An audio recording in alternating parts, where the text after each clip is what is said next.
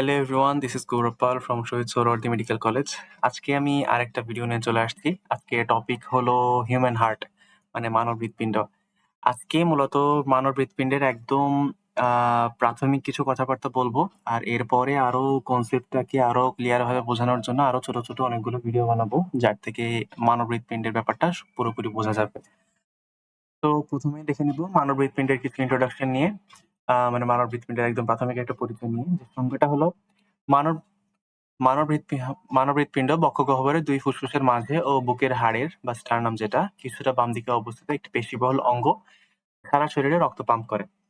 প্রাথমিকভাবে যদি আমরা বলতে যাই যে হৃৎপিণ্ডের অবস্থানটা কোথায়, হৃৎপিণ্ডের অবস্থান থাকছে মানব বক্ষগহ্বরের দুইটা ফুসফুসের মাঝামাঝি কিছুটা বামে।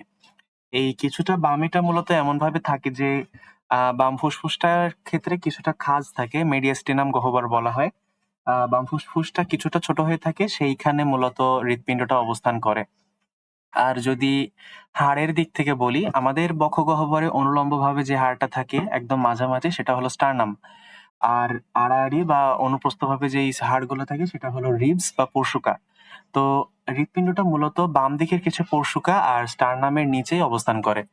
আহ এরপর আসি এরপর আসি হচ্ছে মানব হৃৎপিণ্ডের কিছু প্রাথমিক উপাত্ত নিয়ে। এগুলো কেমন, যে এটা হচ্ছে মূলত মানব হৃৎপিণ্ড মানবদেহে কেমন ভাবে কাজ করতেছে বা তার ভূমিকা কতটুকু সেটা বোঝানোর জন্য এই প্রথম ইনফরমেশনটা দেওয়া হয়েছে। একজন সুস্থ মানুষের জীবদ্দশায় হৃৎপিণ্ড গড়ে ২৬০০ মিলিয়ন বার স্পন্দিত হয়ে প্রত্যেক ভেন্ট্রিকল থেকে প্রায় ১৫৫ মিলিয়ন লিটার বা প্রায় ১.৫ লক্ষ লিটার রক্ত বের করে দেয়। এরপর আসছে হৃৎপিণ্ডের ওজনের ব্যাপারটা, যে পুরুষের হৃৎপিণ্ডের ওজন ২৫০ থেকে ৩৯০ গ্রাম ও স্ত্রীদের ২০০ থেকে ২৭৫ গ্রাম। আমরা সবাই জানি যে বায়োলজিক্যালি পুরুষের থেকে স্ত্রী দেহে যেকোনো অঙ্গের ওজন ও আয়তন কিছুটা কম থাকে। বায়োলজিক্যালি থাকে, এটা কেন থাকে তা আমি জানি না। এরপর হলো ভ্রূণ অবস্থায় মাতৃগর্ভে ৪ সপ্তাহ থেকে হৃদস্পন্দন শুরু হয় এবং আমৃত্যু এ স্পন্দন চলতে থাকে। অনৈচ্ছিক পেশি নিয়ে গঠিত এই অঙ্গটা এমন একটা অঙ্গ যেটা থামলে মোটামুটি আমরা থেমে যাব, এরকম একটা অবস্থা থাকে আমাদের জন্ম থেকে মৃত্যু পর্যন্ত। জন্ম থেকে না ঠিক, আমাদের জন্মের আগে থেকে হৃদস্পন্দন চলতে থাকে এবং মৃত্যু পর্যন্ত চলতে থাকে। এরপর আমরা আসবো হচ্ছে হৃৎপিণ্ডের কিছু বাহ্যিক গঠন দেখব একটা ছবির মাধ্যমে। এই ছবিটাকে বলা হয় হচ্ছে ডায়াগ্রাম। প্রথমে আমি ডায়াগ্রাম কি সেটা আরেকটু ভাবে ক্লিয়ার করে দিই। ডায়াগ্রাম হলো এমন এক ধরনের চিত্র যেটার সাথে বাস্তবের মাপকাঠির কোনো মিল থাকে না। তবে ডায়াগ্রাম থেকে আমরা কেবল সেটার একটা অবস্থান বা বাহ্যিক একটা ধারণা বুঝতে পারি। যেমন যদি বাহ্যিক মাপকাঠির কথাটাই বলি, যে হৃৎপিণ্ড অবশ্যই এতটা বড় হয় না কোনো বক্ষগহ্বরের মানে বুকের অনুপাতে। তো এই ছবিটা মূলত আমাদের বোঝার জন্যই তৈরি করা হয়েছে। এটা আমি গুগল থেকে নিয়েছি।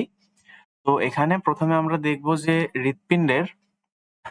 হৃৎপিণ্ডের ক্ষেত্রে তার নিচের দিকে কিছুটা সূচালো থাকে। মানে কিছুটা ৩ কোণার মতো থাকে। এইটাকে বলা হচ্ছে অ্যাপেক্স। আর এটাকে বলা উপরের দিকে কিছুটা হচ্ছে আ সমান বলা যায় না। মানে মূলত কিছুটা ভোঁতা অংশ, এটাকে বলা হচ্ছে বেজ। আমরা সাধারণত দেখে থাকি কোনো টাওয়ার হোক বা বিল্ডিং হোক, সেখানে দেখা যায় যে বেসটা নিচে থাকে, এপেক্স উপরে থাকে।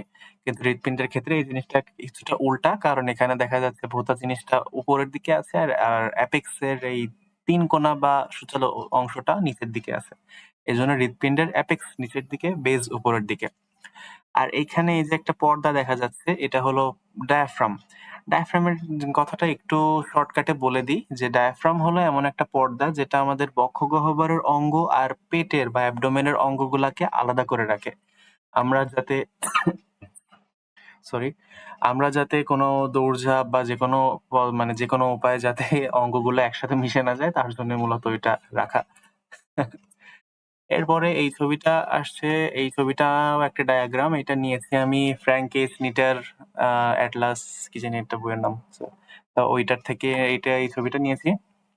তো এই ছবিটা আরেকটু এটার থেকে সূক্ষ্ম আরেকটা ছবি, মানে একটু ডিটেইলস এর আরকি। এখানেও দেখা যাচ্ছে যে ফুসফুস ২ টাকে বাহ্যিক সহায়তার মাধ্যমে একটু সরিয়ে রাখা হয়েছে। মাঝখানে এই হৃৎপিণ্ডটা আছে। হৃৎপিণ্ডের অ্যাপেক্স এখানে আরেকটু ৩ কোণা ভালো বোঝা যাচ্ছে। এখানে একটু ভোঁতার মতো দেখা যাচ্ছে। আর এখানে আর দেখা যাচ্ছে যে বিভিন্ন ধমনী গায়ে, যে হৃৎপিণ্ডের গায়ে এরকম চর্বি চর্বি লেগে থাকে, এগুলো আসলেই চর্বি। চর্বি চর্বি লেগে থাকে। তারপরে এখানে এই যে লালগুলা ধমনী, মানে হৃৎপিণ্ডের যেই করোনারি ধমনী যেগুলা লালগুলা হৃৎপিণ্ডের ধমনী আর নীলগুলা হচ্ছে শিরা। আর এগুলো হচ্ছে পালমোনারি ট্রাঙ্ক আছে, আর আরো বিভিন্ন জিনিস আছে, সেগুলো আমরা পরে আলোচনা করব। এর মধ্যে একটা জিনিস আমরা আরেকটু দেখবো যে হৃৎপিণ্ডের এই যে গা দিয়ে চিকন একটা সাদা একটা পর্দার মতো দেখা যাচ্ছে, মানে সামনে দিয়ে অবশ্যই কেটে ফেলছে, এর জন্য ওখানে একটা লাইনের মতো দেখা যাচ্ছে। তা এই লাইনটাকে বলা হচ্ছে মূলত পেরিকার্ডিয়াম। মানে হৃৎপিণ্ডের একটা আবরণ হচ্ছে পেরিকার্ডিয়াম। সেটার ব্যাপারে আর একটু পরে ডিটেলস বলছি। তা এই ছবিটাও আমরা দেখলাম, এখানে এই যে আরো বিভিন্ন জিনিস দেখা যাচ্ছে, এগুলো এত ডিটেলস আসলে বলা যাবে না এখন, তাহলে বড় হয়ে যাবে। এরপরে আমরা আসছি পেরিকার্ডিয়াম নিয়ে। পেরিকার্ডিয়ামের কিছু ডিটেলস নিয়ে আলোচনা করব। যে the pericardium is a specialized fibrous and serous sac that surrounding the heart and the roots of great vessels. বাংলায় যদি বলা হয়, পেরিকার্ডিয়াম হলো মূলত একটা থলির মতো, যেটা আমাদের হৃৎপিণ্ড আর যে মহাশিরা বা মহাধমনী আছে সেগুলোর গোড়া বা মূলগুলোকে আবৃত করে রাখে সবসময়। একটা আসলে হ্যাঁ থলির মতোই বলা যায়। তো এরপর সরি, আমরা পেরিকার্ডিয়ামের একটু কাজের বিষয়ে জানবো, বা কাজের বিষয়ে জানলে এটা কনসেপ্টটা আর একটু ক্লিয়ার হবে। তো কাজের বিষয়ে প্রথম যদি বলি যে হৃৎপিণ্ডকে বাইরের আঘাত, চাপ এবং আশেপাশের অঙ্গের সংক্রমণ থেকে রক্ষা করে। বাইরের যেহেতু একটা আবরণের মতো কাজ করছে, আঘাত, চাপ এবং আশেপাশের অঙ্গ সংক্রমণ থেকে এটা রক্ষা করতে পারছে। পেরিকার্ডিয়াম হৃৎপিণ্ডকে বুকের খাঁচায় এবং ডায়াফ্রামের সাথে আটকে রাখে, যাতে এটি নির্দিষ্ট অবস্থানে থাকে। ডায়াফ্রামের সাথে আটকে রাখলে সেটাকে মনে হচ্ছে যে হৃৎপিণ্ড যাতে বুকের মধ্যে এদিক ওদিক নড়াচড়া না করতে পারে, সেই জিনিসটা আমাদের পেরিকার্ডিয়াম এনশিওর করছে, একটা জায়গায় হৃৎপিণ্ডকে আবদ্ধ রেখে। হৃৎপিণ্ডকে অতিরিক্ত রক্ত দ্বারা পূর্ণ হওয়া বা অত্যাধিক প্রসারিত হওয়া থেকে বিরত রাখে। আমরা যখন হচ্ছে রক্ত সঞ্চালন, মানে হৃৎপিণ্ডের ভিতর থেকে রক্ত সঞ্চালনটা দেখবো, রক্ত পাম্প করাটা দেখবো, তখন আমরা এটা আরেকটু ভালোভাবে বুঝতে পারবো যে রক্ত কিভাবে অতিরিক্ত পূর্ণ হইতে পারে। হৃৎস্পন্দনের সময় হৃৎপিণ্ড এবং আশেপাশের টিস্যুর মধ্যে ঘর্ষণ কমায়। আর হৃৎপিণ্ডকে সংকোচনের এবং প্রসারণের সময় মসৃণভাবে চলাচল করতে সহায়তা করে।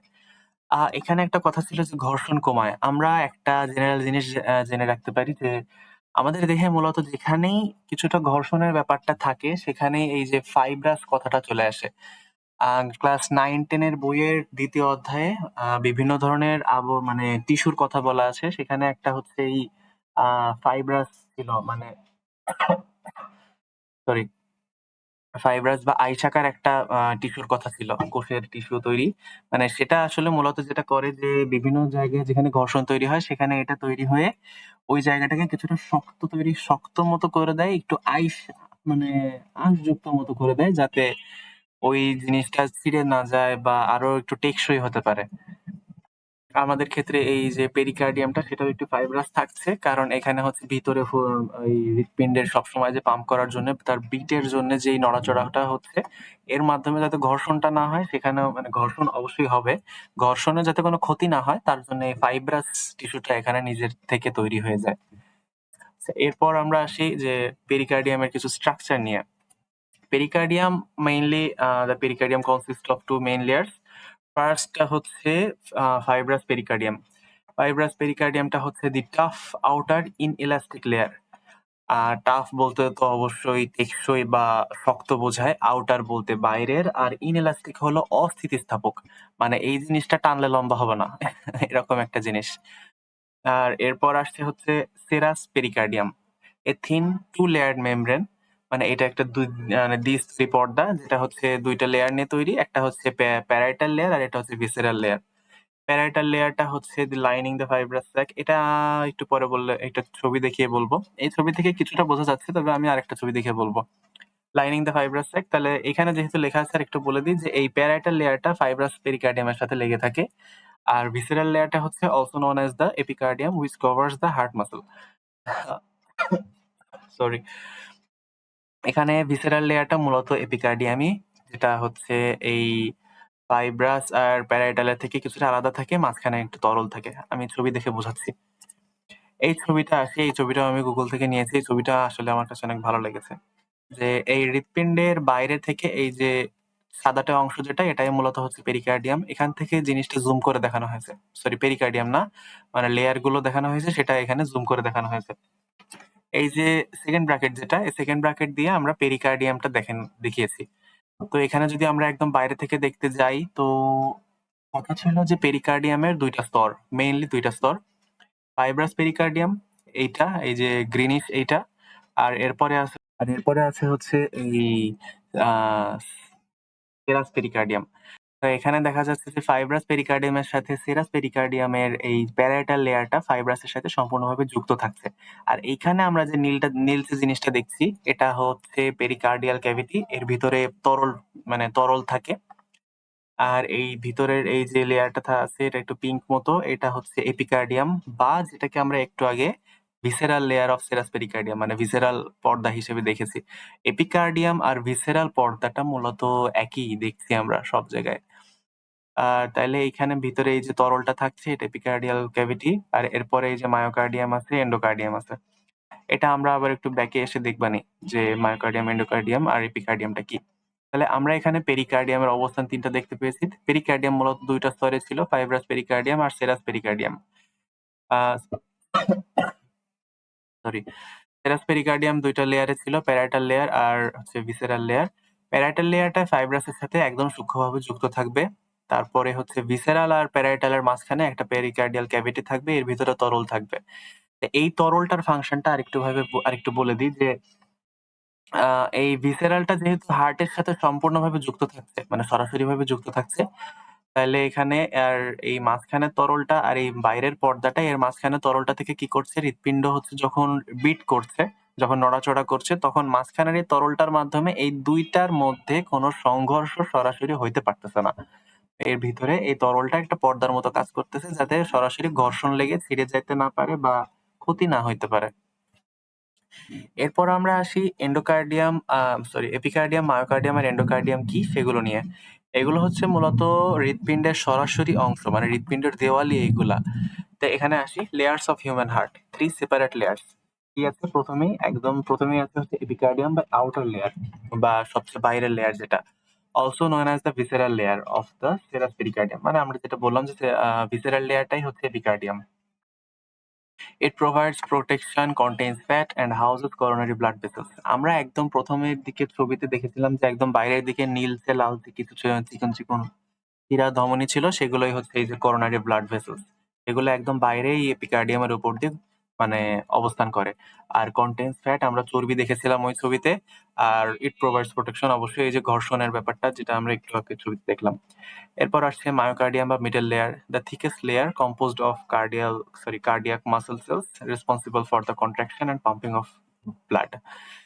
আমাদের হৃৎপিণ্ডে যেই বিট দিচ্ছে সবসময় বা ব্লাডটাকে পাম্প করছে, স্কুইজ হচ্ছে, তারপর প্রসারণ হচ্ছে, এই জিনিসটা সম্পূর্ণভাবে কন্ট্রোল করতেছে আমাদের এই মায়োকার্ডিয়াম।